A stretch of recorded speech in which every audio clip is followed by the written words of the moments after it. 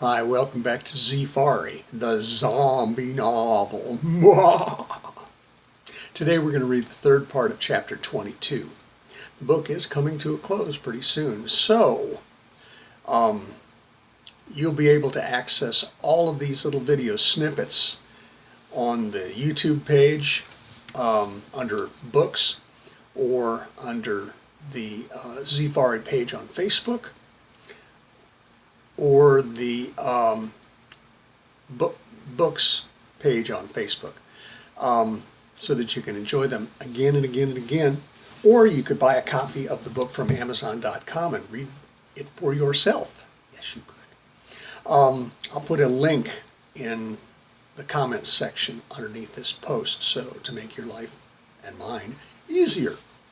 So, without any further ado, let's get back to the laboratory underneath the Border Patrol station in Wichita, where the evil Dr. MacDougall is conducting his evil experiments. But there's a purpose behind it. You ready? Here we go. On Wednesday, Dr. MacDougall conducted 2 more trials. Jerry was up first again. His subject weighed in at 199.5 pounds, or 90,491.678 grams before the trial, and 199.4845 pounds, or 90,484.678 grams after the trial. Willie batted second with a subject weighing 170.0 pounds, or 77,110.7 grams before, and 169.9845 pounds, or 77,103.7 grams after their time together. Dr. MacDougall had managed to have 4 10,000 milliliter beakers and 20 gallons of premixed pharmaceutical grade FAA delivered Wednesday morning before he began phase 4, trial 4. 2 days later, on Friday morning, MacDougall began phase 4, trial 6. Like any good manager or dedicated, skilled scientist, MacDougall switched his lineup. Willie got number 6, a big scary guy who stood probably 6'5" in his bare feet and must have weighed more than 280 pounds. That guy's bigger than that running back for the Giants, Brandon Jacobs, MacDougall heard his assistant whisper.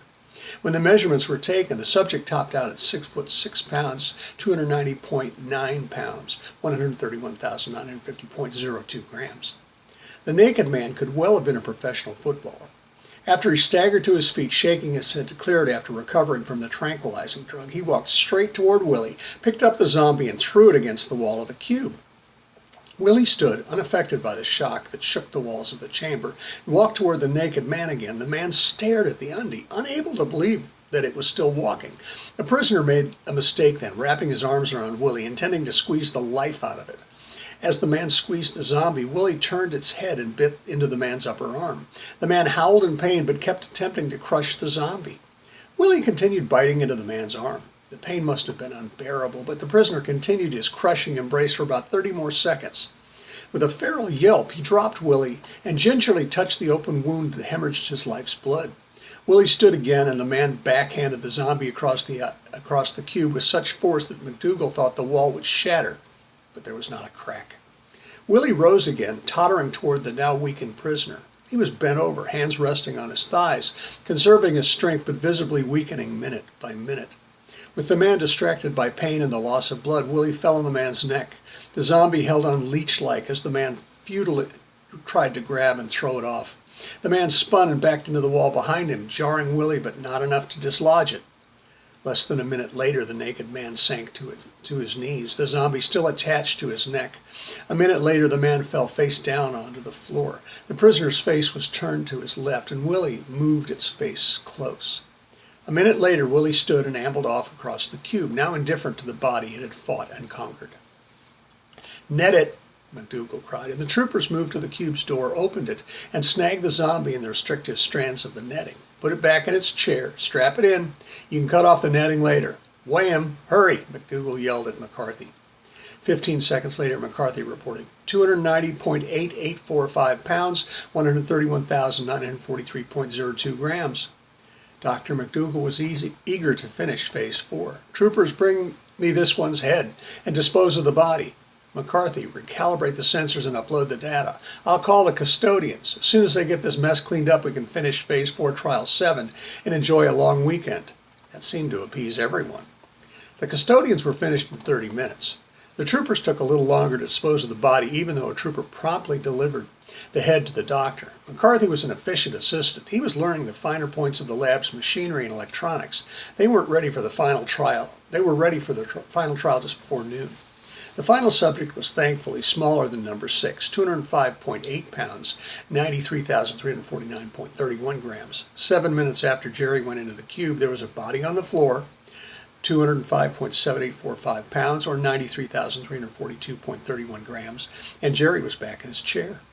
After the troopers had cut the netting off of Jerry and Willie and had tightened the straps that restrained them, Dr. MacDougall dismissed them. Custodians arrived and cleaned the cube and the floors and the counters of the lab to a fare-thee-well.